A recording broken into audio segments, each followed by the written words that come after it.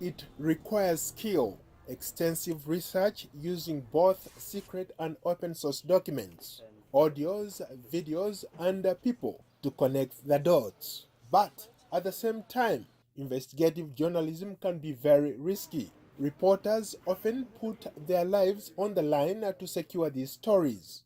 An investigative documentary, The Profiteers, done by Kenyan-based journalist John Allan Namu and produced by Africa Uncensored, reportedly exposed Kenyan banks, government, and military officials in a South Sudanese money laundering scheme. Earlier this month, protesters marched in Nairobi to demand that Kenyan authorities freeze assets of alleged corrupt South Sudanese leaders.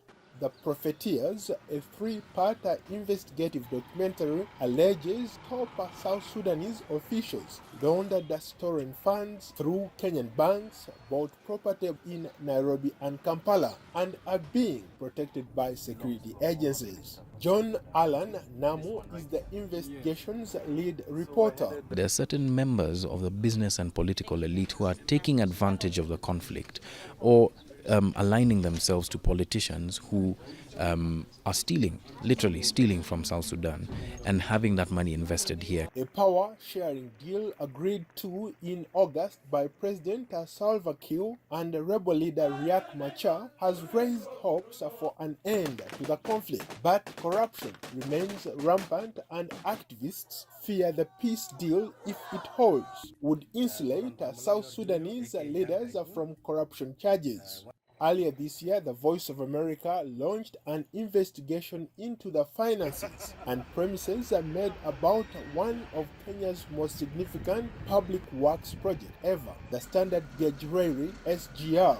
The investigation, dubbed Madaraka Express after the train, found resentment over land payments, disregard for the views of conservationists, and the concern that Kenya may be unable to pay back the billions in debt owed to the Chinese. The investigation also revealed that Chinese state banks loaned Kenya the money for the train.